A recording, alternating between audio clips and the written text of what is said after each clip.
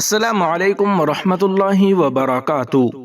بخاری شریف کا درس پڑھنا اور پڑھانا عظیم امانت۔ دارالعلوم دیوبند میں بخاری شریف کا آخری درس دیتے ہوئے شیخ الحدیث حضرت مولانا مفتی ابوالقاسم نعمانی کی طلباء کو قیمتی نصیحتیں۔ دوستو، اس ویڈیو کے اندر آپ دو رپورٹیں سنیں گے۔ ایک رپورٹ آگے حضرت مولانا مفتی شمائل ندوی صاحب کے بارے میں ہے، جو بہت ہی ضروری رپورٹ ہے، اس کو بھی ضرور سن کر جائیے گا۔ اور آپ سے یہ بھی درخواست ہے کہ اگر ابھی تک آپ نے اس چینل کو سبسکرائب نہیں کیا ہے تو سبسکرائب ضرور کر لیجیے گا۔ چلیے پہلی رپورٹ شروع کرتے ہیں۔ عالمی شہرت یافتہ دینی درسگاہ دارالعلوم دیوبند میں محتمم و شیخ الحدیث حضرت مولانا مفتی ابوالقاسم نعمانی نے بخاری شریف کا آخری درس دیا۔ اس موقع پر انہوں نے امام بخاری کی حیات و خدمات، بخاری شریف کی عظمت و اہمیت اور فارغین کی آئندہ عملی زندگی کے حوالے سے نہایت جامع خطاب کیا۔ شیخ الحدیث حضرت مولانا مفتی ابوالقاسم نعمانی نے آخری حدیث کا درس دیتے ہوئے امام بخاری کے حالات زندگی پر تفصیلی روشنی ڈالی اور کہا کہ امام بخاری نے انتہائی کم عمری میں علم حدیث کی طرف توجہ فرمائی اور پوری زندگی اخلاص، تقوی اور محنت کے ساتھ حدیث رسول اللہ صلی اللہ علیہ وسلم کی خدمت میں گزار دی۔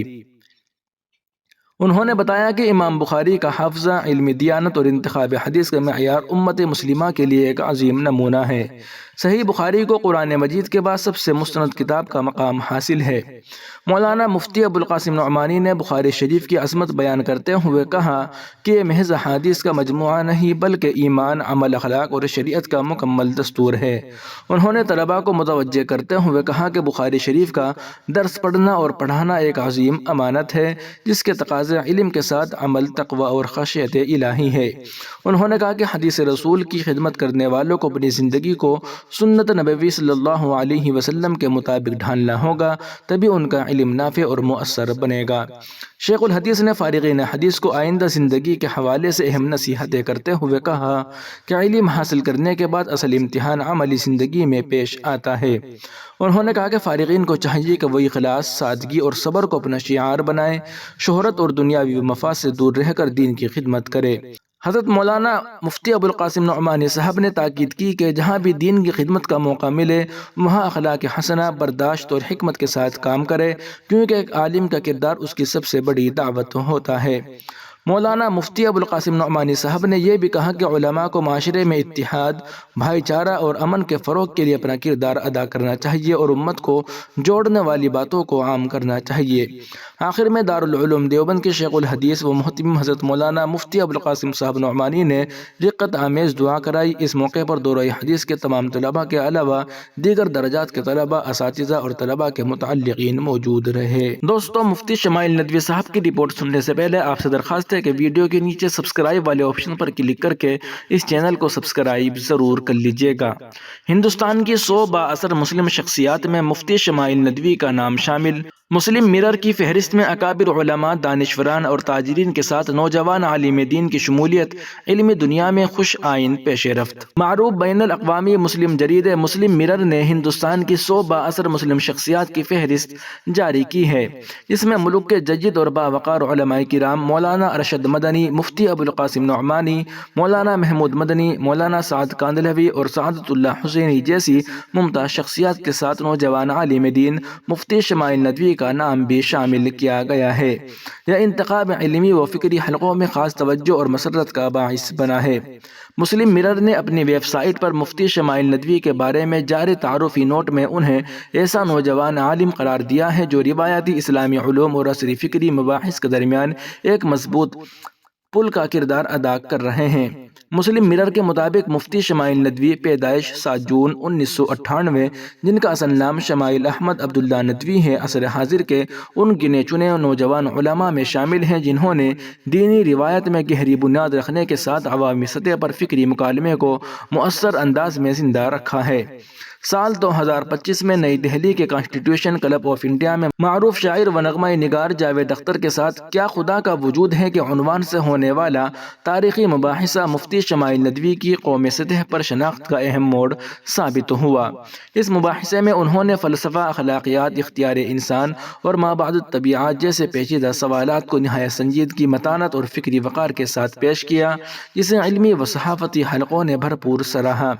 مغربی بنگال کے شہر کولکاتہ میں پیدا ہونے والے مفتی شمائل ندوی نے ایک ایسے علمی ماحول میں پرورش پائی جو اسلامی علوم سے گہرا ربط رکھتا تھا۔ ابتدائی دینی تعلیم کے بعد انہوں نے دارالعلوم ندوۃ العلماء لکھنؤ سے قرآن، حدیث اور فقہ اسلامی میں اعلیٰ تعلیم حاصل کی۔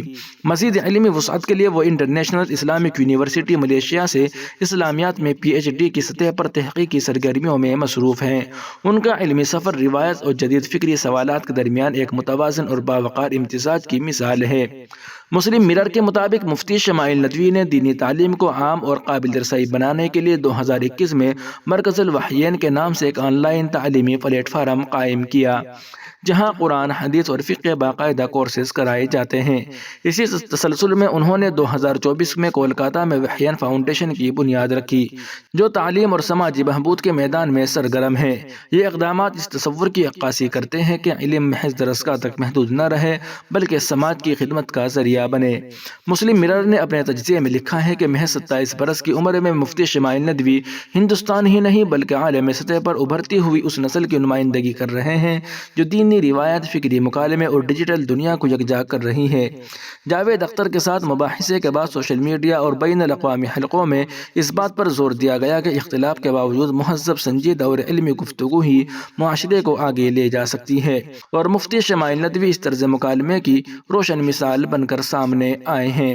مسلم مرر کے مطابق مفتی شمائل ندوی کا اس فہرست میں شامل ہونا نہ صرف نوجوان علماء کے لیے حوصلہ افزا ہے بلکہ ہندوستان نے مسلم معاشرے میں فکری وقار اور علمی تسلسل کی علامت بھی ہے۔